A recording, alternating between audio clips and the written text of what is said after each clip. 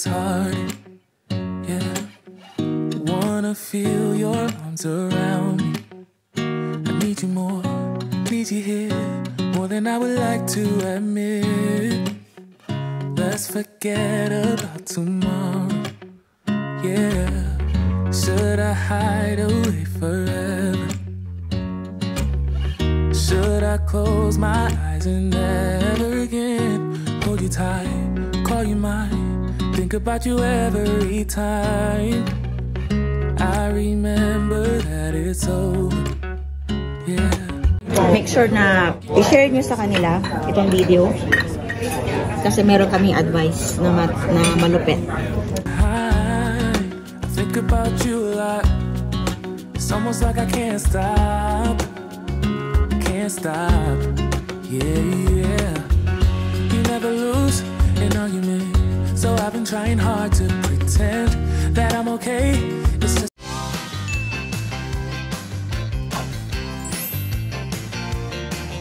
Hi! Hello mga kabilab. So nakaligo na tayo, nakapag-blower na, nakabihis na, and tada! Yun, si Aisyen nagtatago. Yan, kakain tayo ng breakfast. Amazing. So, recommended po ito sa mga pupunta dito sa Northern Ireland. Nagustuhan po namin siya. Masarap. Chicken flavor. Nagpaplano kaming baon nito pabalik. Hello kabilab, sobrang excited akong i-share sa inyo ang pinaka-memorable na experience namin dito sa Northern Ireland dahil sumama po kami sa isang bus tour and maghapon po kaming gumala. Sobrang sulit po yung ibinayad namin dito and guess what? Hindi siya ganun kamahal. Day 2. Dito po kami naka-hotel sa Premier Inn. Yan, madilim pa ang 8 o'clock. 8:05 na po ngayon. Saan tayo pupunta ngayon? Going to Giant Causeway here in Northern Ireland. Wow. Energetic si Daddy ha. Tingnan natin mamaya ha. Energetic pa rin siya. So far, nakalibot na po kami kahapon sa city center. Nasa city center lang po tayo ng Belfast. So, anong masasabi nyo dito? Ang Belfast po ay capital po ng Northern Ireland. Ito po yung pinaka-sentro.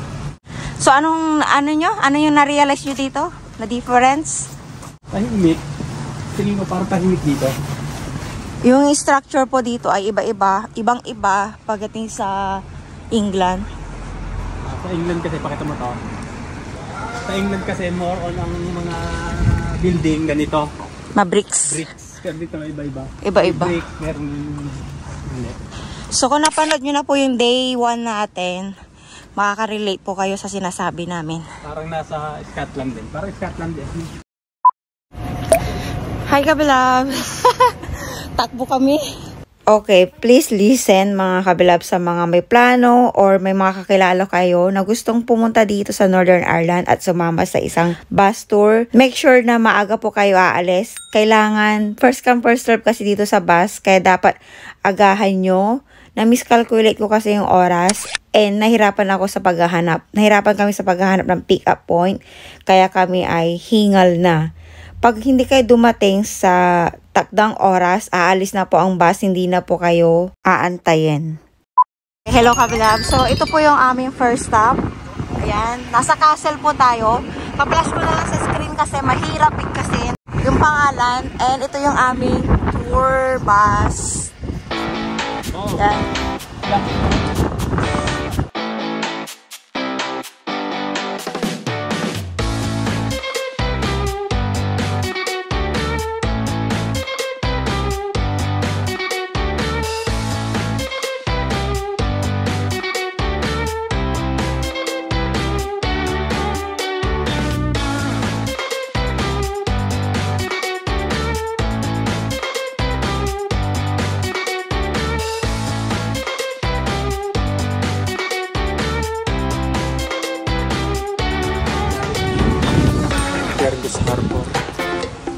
Toilet 10 ang tawag nila, mga kabilabs. Toilet 10. Hindi toilet. Toilet 10. Hindi nila kasampulang. Okay, as you can see mga kabilabs, nakapag-video na tayo ng ating view. Dahil bilang vlogger at 5 years ko na po itong ginagawa, nawala ng hiya ko. Kinausap ko yung driver mga kabilabs dahil Yung pwesto kasi namin, nasa gitna kami ng bus at hindi malabong-malabo talagang makapag-video ako ng paligid. So, thanks God kasi mabait yung driver. Sabi niya, pwede daw ako umupo dito sa harapan. Kaya, ayan, may enjoy natin ang ating tour. Sobrang nag-enjoy ako sa tour gawa ng nasa harapan ako. So you'll not be hanging about too long. So you can do all that in one day. When I turn this wee corner here, this is us going out on the Irish Sea. And that wee village down there is called Whitehead. And that's a picture you get in all the postcards. Because this is where the photographers come in the summer, take that wee picture for the postcards. The owners paid high so you couldn't see in. We weren't even allowed to slow down. They took a registration number of your bus and you got a fine. So we weren't even allowed to slow down when they were in filming. Somebody painted it all white, which is a good idea, hiding the ice walls, of course. But I think it was some clown with a degree of no common sense. Can't remember what you call it. It's something dragon. At the House of Dragons, that's the one it's on. After this, there's another series coming out. It's the brother two dragons or the dragon brothers or something. But they are back filming another series. Have you noticed, mga kabilabs, napakalinis and walang katao-tao? Is it because Sunday? So, I don't have idea kung bakit ganyan, wala malang katao-tao. Pwede kayo mag-comment sa mga nasa Northern Ireland. Share your thoughts, bakit napakalinis, wala ka man na makikitang naglalakad. Siguro dahil maaga pa lang, magna-9 pa lang po kasi ng umaga. And by the way, mga kabilabs, ito po yung ating itinerary for today's video. Mapapansin nyo, nasa tabing dagat ang ating daan. And lahat ng may block, yan po yan ay mga stopover po natin. Don't worry kung wala po kayong dalang lunch dahil may dadaanan po tayong restaurant mamaya. Kung magkano po ibinayad namin sa bus tour, share ko po sa inyo at the end of the video ano po ang inyong ida-download na apps para makapag-book po kayo dito. I know it's nothing new, but it's so good to see you.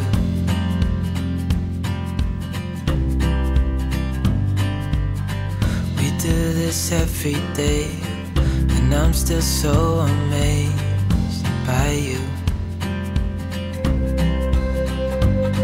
So hold me tight through the night.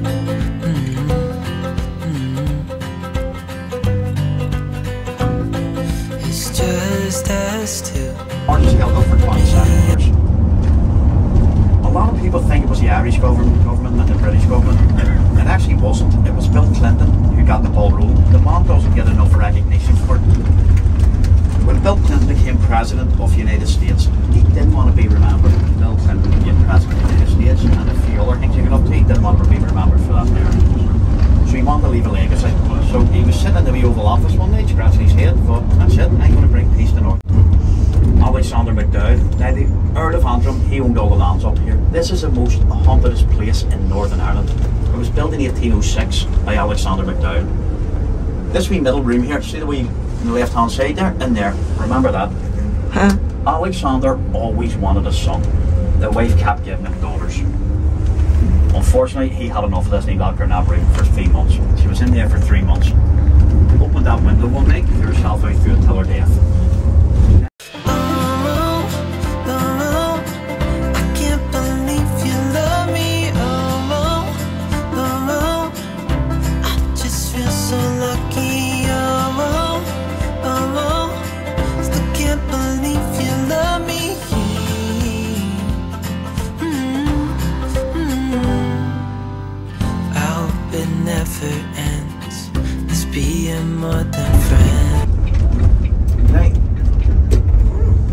Castle here, and this is all just of course the outer walls of it right there.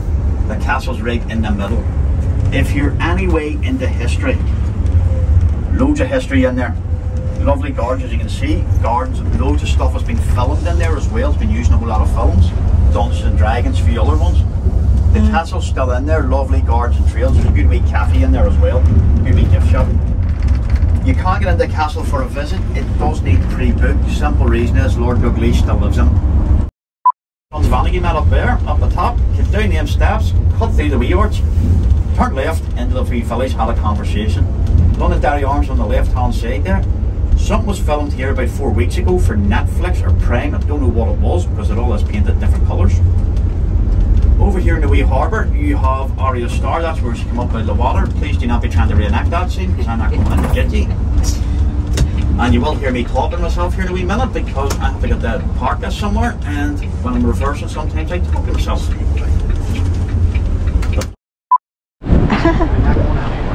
Okay, hello kabilab. Second stop na namin ito. Yan, so mag-ano lang kami, merienda, sandwich, and magsa-sightseeing tayo doon. Okay, so nandito po kasi yung aming mahiwagang mga baon. Hindi po ako prepared sa sa weather kasi ang sabi kasi sa weather forecast, maulan. 90% pangaraw eh. Pero tingnan nyo naman oh. Napaka-araw. Sabi niya dito daw tayo. Kung gusto natin kumain at maglibot. Ayan oh, may umakit doon. Naintindihan nyo ba? Yung sinasabi niya? Tulog ako eh. Ano? Walang tigil yung bibig niya. Grabe, paano niya nakakayanan yun? Ako kabilabs kasi. Kabilabs, ako 12 years. Naging tour guide ako sa sa Israel. Hindi ko kaya yung ginagawa niya. Nagdadrive siya tapos nag-discuss.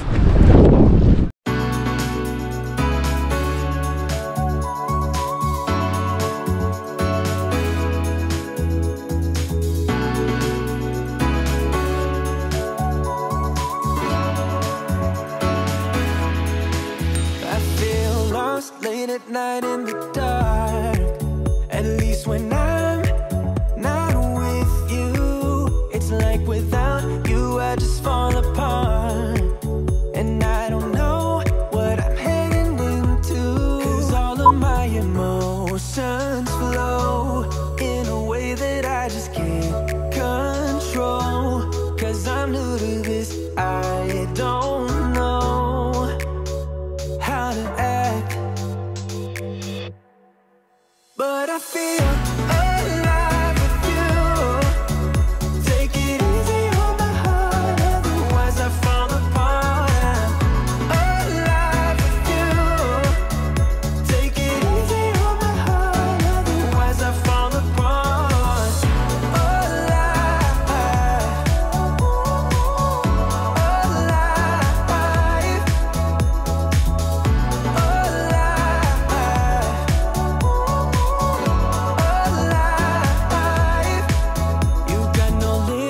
I like that you're free. I wanna be that way with you. Chasing highs to take. Alam niyo mga kabilabs, hindi ko alam kung maintindihan niyo kung sobrang paspas yung hangin. Pero praise God kasi umaraw. Dito pala dito sa Northern Ireland na iba-iba daw pala yung weather dito. Bakit sa atin, sa England? Kahit na, hindi.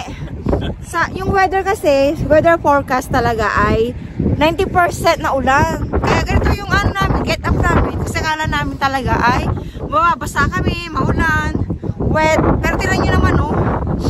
Yan, ganda. Tapos mabait pa yung driver kasi hinayaan niya ako maupo sa tabi niya. Late kasi kami dumating, kami yung kahulihang dumating. Paalis na yung bus bago kami dumating kanina. Sabi ko, hindi ako makapag-video. Sabi, pwede ka naman tumabi sa tabi ko.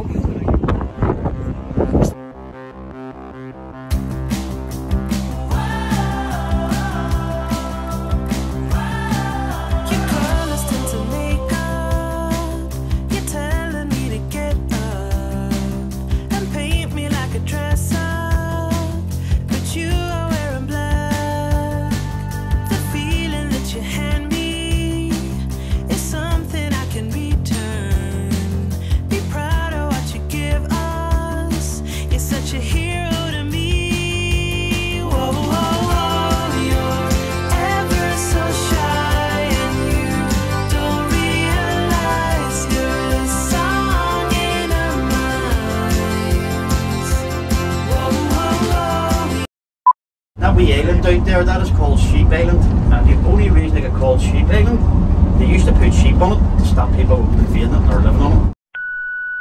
Lunch break po muna tayo, mga kabilabs. So, dito po kami kakain ng lunch. Ayan, restaurant and guest home. Antayin ko lang yung mag-ama. Oh. Order done? Yes. Yeah, just sure the table in front today. Alright.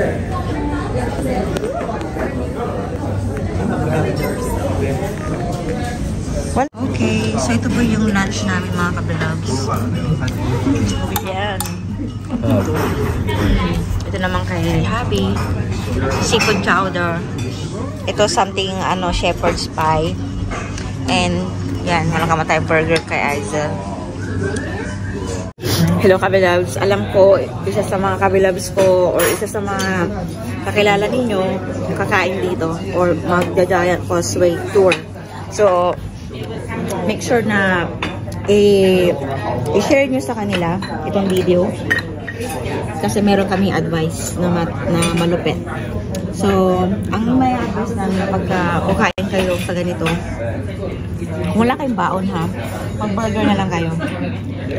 Ako, i-flash ko na lang sa screen, hindi ko siya memorize. Tapos gabi, in Tagalog, in Filipino, ano to? Parang apritada na may tinapay sa ibabaw. Apritada. Bill kasi siya eh. Hindi kasi uso dito ang kanin. Tapos lagi silang may chips. Ang kanin dito tinapay. Oo. Hindi sila kumukuha ng carbs. Burger na lang mga kabilabs kung malaki yung baon. Hassle kasi magbaon. Kasi kung mababaon ka, tourist din naman kami dito.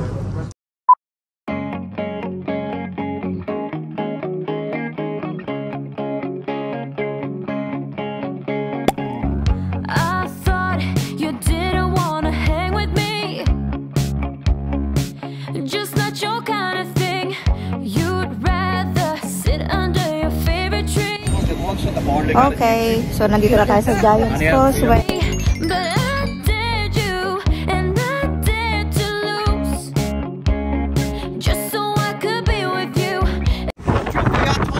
Yep. Okay, so ito na po yung exciting part. Ito po yung pinaka main reason bakit tayo sumama sa isang tour. Sa mga nagpaplano pong pumunta dito, pwede nyo pong sundan itong video para makatulong po sa inyo. So, yung driver po namin kanina mga kabilabs, sabi niya, sundan lang daw yung tunnel. Hindi na po siya sumama dahil ipapark pa niya yung sasakyan. And mag-aantay na lang siya after 1 hour and 35 minutes. So, ang gagawin ko po mga kabilabs ay voice over na lang dahil kung hindi ko i-mute ay hindi nyo ko maintindihan. Sobrang lakas yung paspas ng hangin. Makikita nyo sa mga damit namin, mga pants, mga buhok namin na sobrang windy po nung time na yan. And yung lakaran mga kabilabs, make sure na yung shoes nyo pang hiking talaga at hindi siya madulas dahil 30 minutes tayong maglalakad hanggang sa pinakababa. Isang bagsak po ng patay na po na. Sa Israel yan, Aizel. Maraming ganyan. Yung mga yan, hindi lang yan lupa. Kasi sa bato ko siyang bato. Yung mga bundok na yan. Kaya di nang tina mo, bato yan oh. Tina mo. Kaya di nagla-landslide. And you hurt me and you follow through. Hala, ayan na. Ayan na ulan. Now all my dreams are coming true. So, kung makapansin yung mga kabilabs, merong bus pala dito and every 20 minutes siya nanunundo. So, kailangan bumili muna kayo ng ticket bago kayo bumaba. Hindi kayo pwedeng pumara. Pag hindi nyo na kaya, sasakay kayo bigla. Isa yun sa advice ko sa inyo mga kabilabs. Kung hindi nyo kaya maglakad, mag-bus, mag-shuttle service na lang po kayo.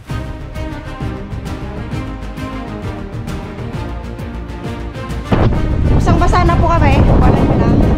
Luis buhay.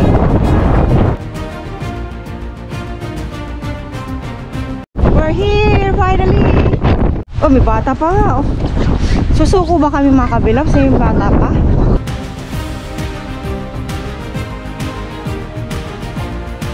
Finally, nandito na kami, basang-basa. Woo!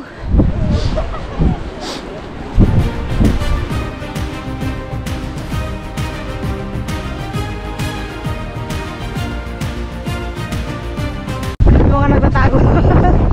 Tago taguan, maliwanag ang buwan. Yay!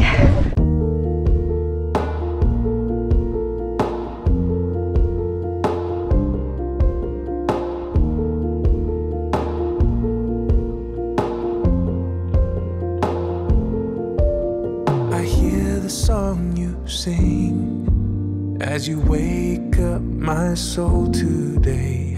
I feel the hope when your sun shines on my face. Oh, Ito ang reality. Ito po ang realidad.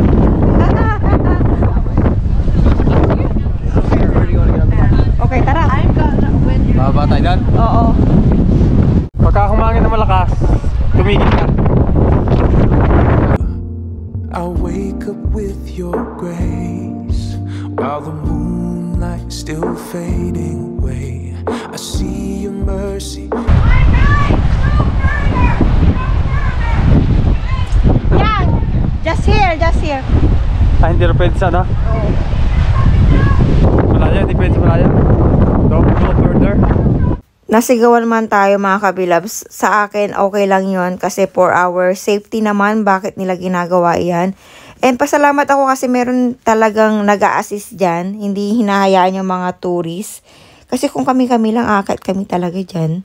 Kahit na alam nyo yung paghumangin mga kabilabs, pwede kayong dalhin ng hangin at hatawin kayo kung saan. Kaya disappointed man tayo, wala tayong magagawa kasi nature yan. Hindi naman natin hawak kung kailan uulan, kailan babagyo. Pero praise God kasi hindi naman siya umulan ng malakas na malakas. Sobrang lakas lang talaga ng hangin. To the point na may mga nakikita kasi kami mga vlogs na hanggang doon sila sa may bandang tubig. So hindi man tayo nakakuha ng magandang spot, pero at least na-experience nating pumunta dito. So, sa mga pupunta dito at hindi okay ang panahon, sumunod na lang tayo. Kasi pinagbabawalan tayo para sa ating kaligtasan din naman. So, ano nga po ba meron dito sa Giant's Causeway? Bakit pinupuntahan ito ng mga turista all over the world? Nagmula daw po ito sa volcano eruption. Lava po ito na nung lumamig, naging hexagonal shape siya at naging bato. So, ito po yung mga na-search ko po sa Google. So, magkano nga ba ang ibinayad natin dito? Guess what? Wala pong entrance. Free po ito. Free pong pumunta dito. Magkakaroon lang po ng bayad kapag gagamit ka ng parking nila. Papasok ka dun sa kanilang facilities, sa coffee shop, mga shops nila sa loob, at kung kailangan mo ng tour guide, yun dun ka lang po magpabayad. Pero pwede kayong pumunta dito ng free. And dahil sumama nga tayo sa bus tour, so all in all na yung ibinayad namin dun mga kabilabs. Alam nyo kung magkano lang? 24 pounds per head. So nagulat nga ang asawa ko, sabi niya sobrang sulit.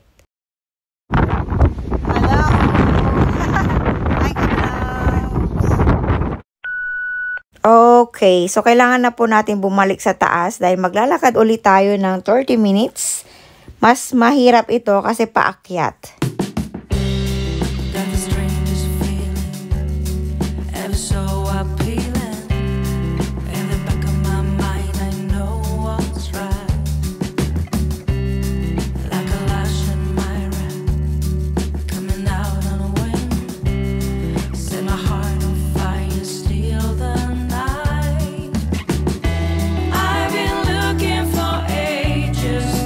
Trying to find the one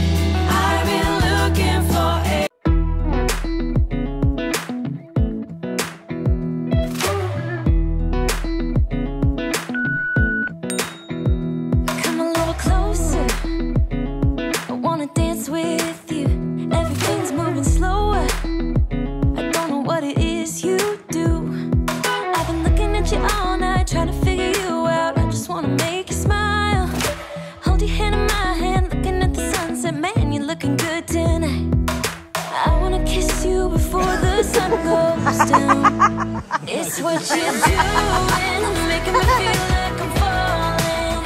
And when you're moving, I can hear my calling. There's no one else here that I see but you. It's what you're doing, it's making me feel like I'm falling.